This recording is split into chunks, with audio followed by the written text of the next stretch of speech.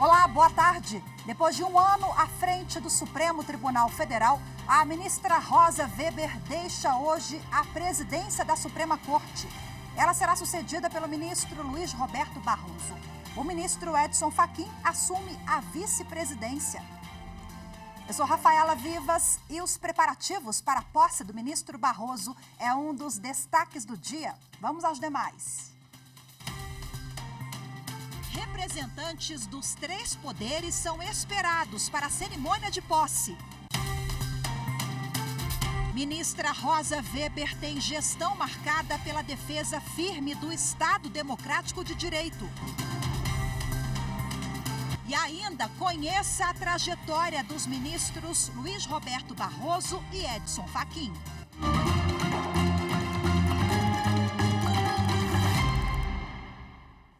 Últimos preparativos para a posse do novo presidente do Supremo Tribunal Federal, ministro Luiz Roberto Barroso. Acompanhe agora na reportagem de Carolina Chaves. Tapete estendido, cadeiras organizadas, manutenção e limpeza em dia. Tudo pronto para a posse do novo presidente do Supremo, ministro Luiz Roberto Barroso, e do vice-presidente, ministro Edson Fachin. Na manhã de hoje, os funcionários fizeram os últimos ajustes. Cadeiras foram colocadas nos salões dos Buxos e Nobre, onde os convidados vão acompanhar a sessão solene por telão. No plenário, tem assentos extras, além dos 250 fixos. Aqui vão ficar integrantes do Judiciário, Ministério Público, OAB, ministros de Estado, advogados, jornalistas e familiares. Detectores de metais foram instalados nos 2 acessos ao plenário. Os convidados vão passar pela entrada do edifício sede, virada para a Praça dos Três Poderes. A imprensa vai acompanhar tudo por telões instalados do lado de fora do plenário. O estacionamento em torno do Supremo foi fechado desde o início do dia. O acesso é para os convidados. O tribunal terá expediente até 13h. A ministra Rosa Weber deixa a presidência do Supremo Tribunal Federal dias antes da aposentadoria compulsória no início de outubro, quando completará 75 anos.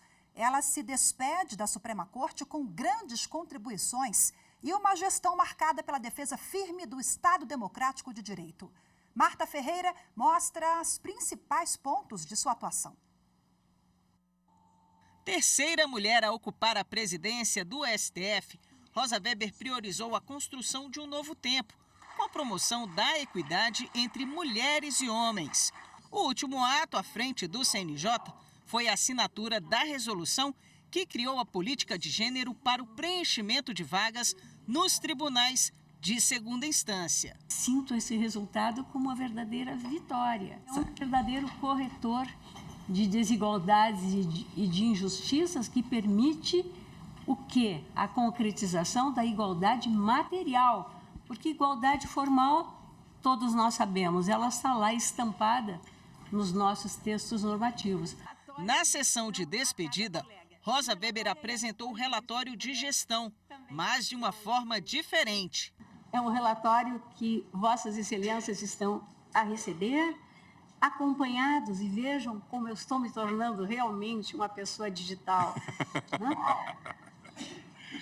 Escaneie o código acima para acessar a publicação. Então, basta escanear e irão a esta alentada prestação de contas.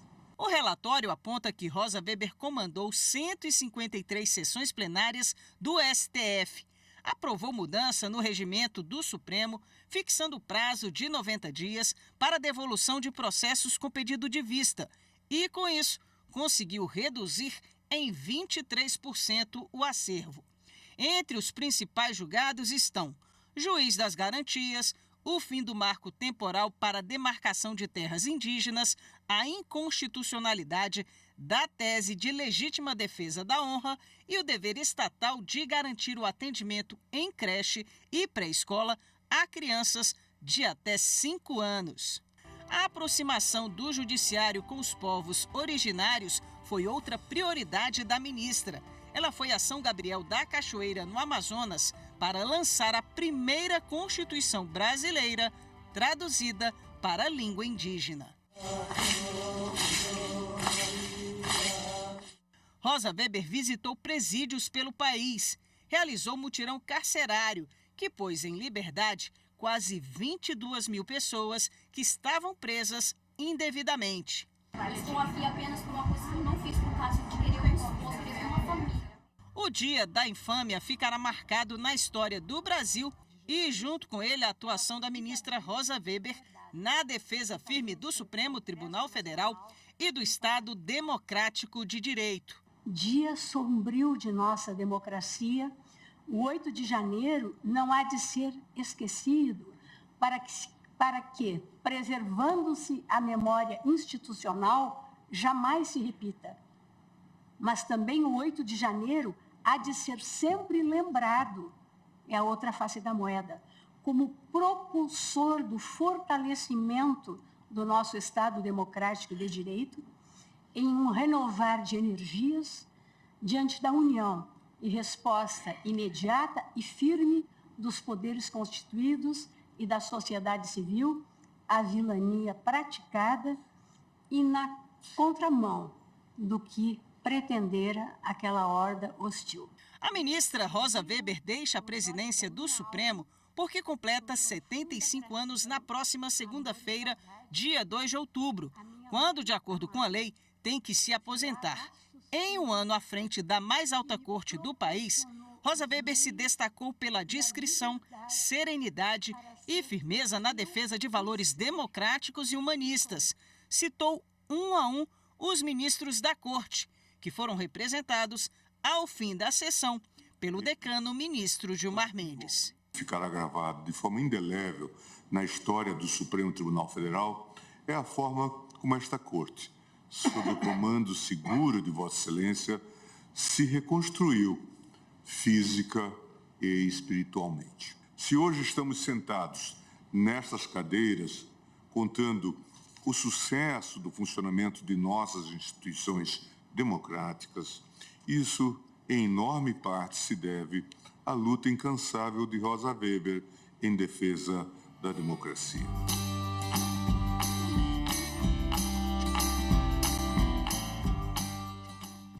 A seguir, a trajetória dos ministros Luiz Roberto Barroso e Edson Fachin, futuros presidente e vice da mais alta corte do país. Os detalhes em instantes, voltamos já.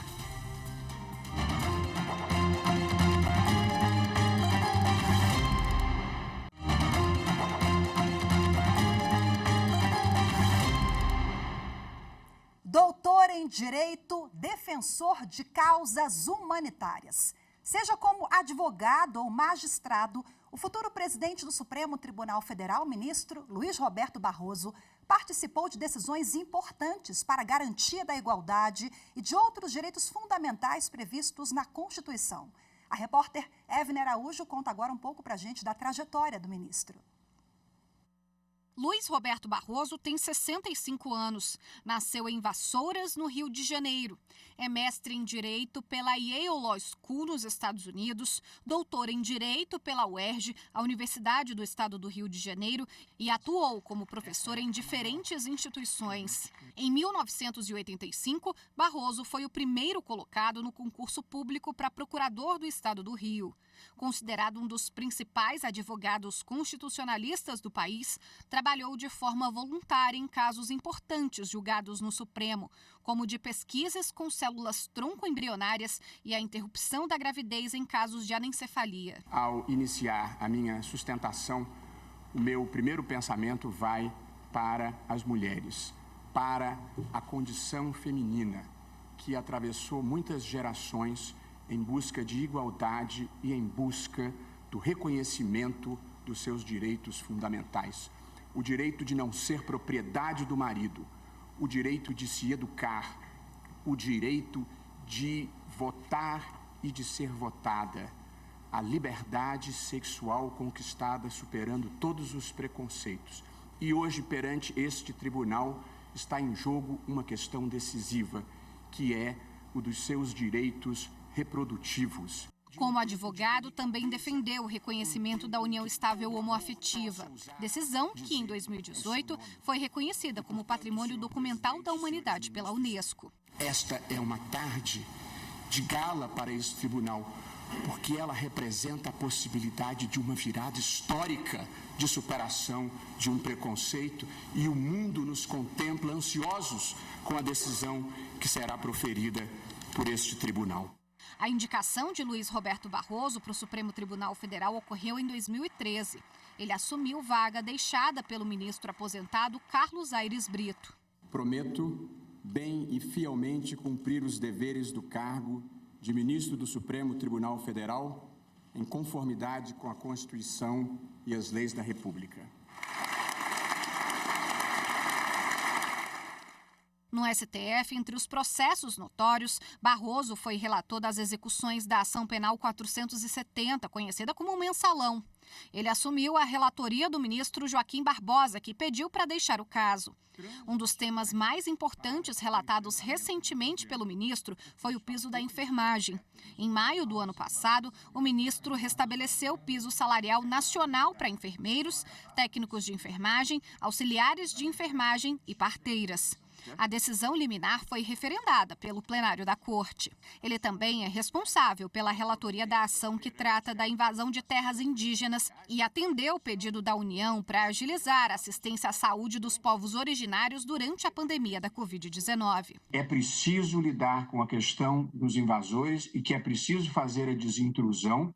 Também na pandemia, em maio de 2020, auge do surto de coronavírus, Luiz Roberto Barroso assumiu a presidência do Tribunal Superior Eleitoral. A gestão dele à frente do TSE foi marcada pela defesa da participação feminina na política e pelo combate à desinformação e aos discursos de ódio. Acho que a modernidade faz a vida ficar extraordinariamente melhor. Mas ela vem com subprodutos também.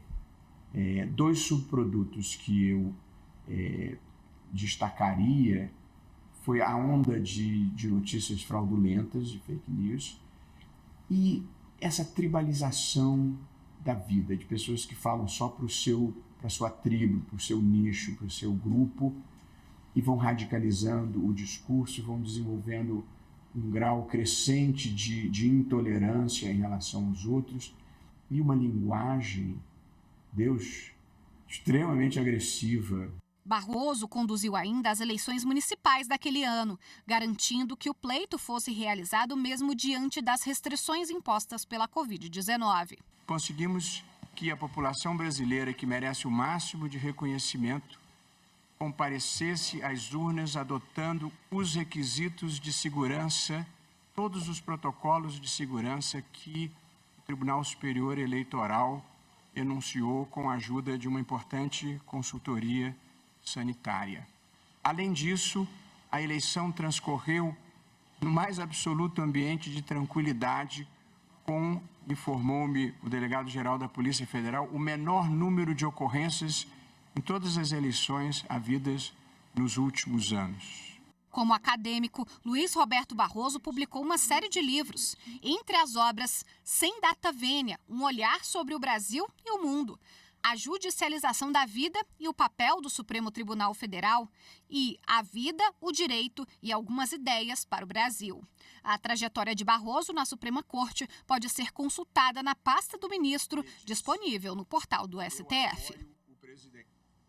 Também toma posse hoje como vice-presidente da Suprema Corte o ministro Edson Fachin. Conheça agora um pouco da trajetória dele.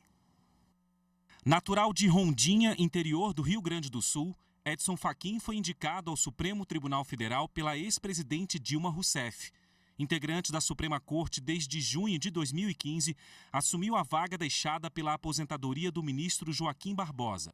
Declaro bem fielmente cumprir os deveres do encargo e da justiça. Em junho deste ano, Fachin completou 8 anos de atuação na Corte Maior. Nesse período, participou de julgamentos de repercussão nacional, marcou posição no combate à desinformação e à violência e em defesa da liberdade de expressão, dos direitos das minorias e do meio ambiente. Se aplica a teoria do marco temporal e não se verifica a presença indígena na data de 5 de outubro de 88 numa área específica considerada, não é suficiente apontar que aquela terra não seria indígena. Um caso emblemático sob a relatoria do ministro Edson Fachin em 2023 foi a condenação do ex-senador Fernando Collor de Mello por corrupção passiva e lavagem de dinheiro em ação penal relacionada à Lava Jato. Desde 2017, o ministro é relator de diversos processos vinculados à operação, que investiga crimes relacionados a desvios na Petrobras.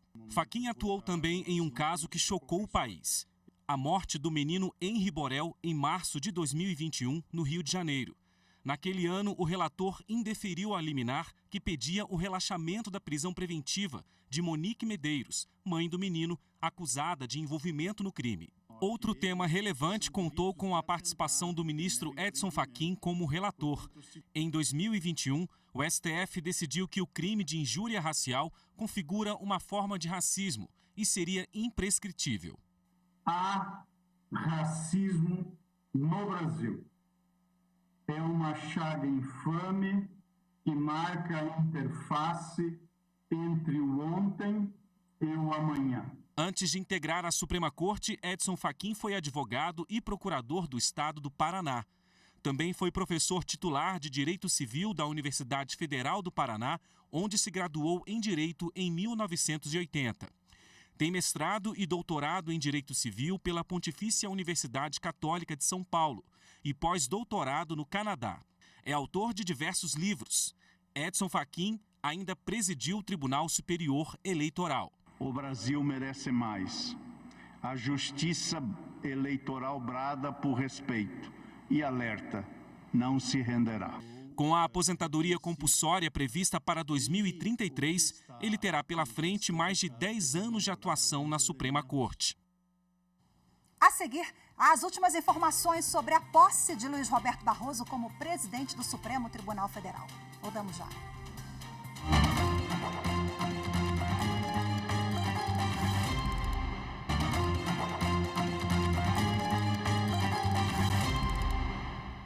A Justiça Paulista autorizou o arrombamento de um imóvel do empresário Sidney Piva de Jesus, proprietário da Itapemirim Transportes Aéreos. A residência fica no Itaim, em São Paulo. A decisão foi tomada pelo juiz Aloísio Moreira Bueno ao julgar o processo de uma passageira que foi lesada pela empresa. Apesar do processo já ter transitado em julgado, a mulher ainda não foi indenizada pela companhia aérea. Bom, o juiz determinou a penhora dos bens do empresário no endereço residencial dele e a requisição do uso de força policial em caso de necessidade. A Itapemirim Transportes Aéreos chegou a ter a falência decretada em julho deste ano, mas a decisão foi suspensa em segunda instância. A sexta turma do Superior Tribunal de Justiça decidiu que colaboração do réu para apreensão da droga permite redução da pena. Mais informações agora com a repórter Jéssica Castro.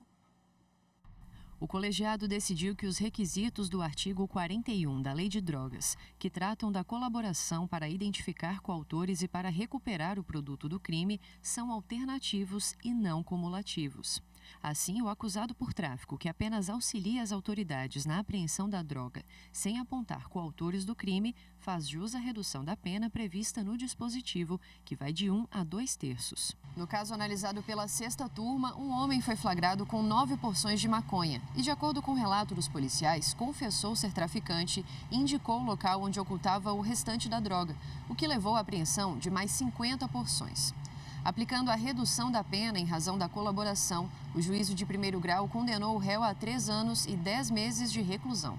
O Tribunal de Justiça Paulista aumentou a pena para 5 anos, por considerar que a redução só seria possível se o acusado tivesse identificado outros participantes do esquema de tráfico. O relator do recurso especial, ministro Rogério Schietti Cruz, observou que, segundo registrado no acórdão do Tribunal de Justiça Paulista, se não fosse a colaboração do acusado, teriam sido apreendidas 9 porções de maconha que estavam no bolso dele, o que provavelmente resultaria no reconhecimento do porte de drogas para uso próprio e não do crime de tráfico. Para o relator, que teve o voto seguido pelo colegiado, se a colaboração do acusado foi essencial para a comprovação do tráfico, está justificada a aplicação da causa de diminuição de pena e, por isso, concedeu a ordem de habeas corpus para restabelecer a sentença de primeiro grau. O Tribunal Regional do Trabalho da 6ª Região, em Pernambuco, condenou o ex-prefeito de Tamandaré, Sérgio Hacker Corte Real, do PSB, e a esposa dele, Sari Corte Real, a indenizarem mais de 2 milhões de reais a mãe e a avó do menino Miguel. A criança morreu ao cair do 9º andar de um prédio de luxo onde morava o casal, no centro do Recife. Mãe e avó trabalhavam na casa da família, mas eram pagas com o dinheiro da prefeitura.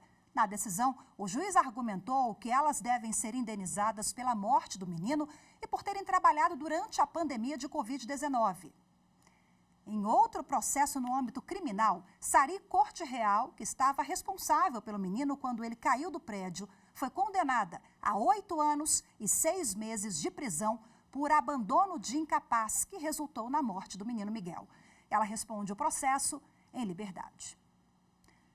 O Tribunal Superior Eleitoral realiza de 27 de novembro a 1º de dezembro o teste da urna 2023. Nesse período, especialistas de todo o país estarão na sede do TSE, aqui em Brasília, para testar a segurança e propor melhorias ao sistema eleitoral brasileiro, com acesso total ao código-fonte das urnas eletrônicas.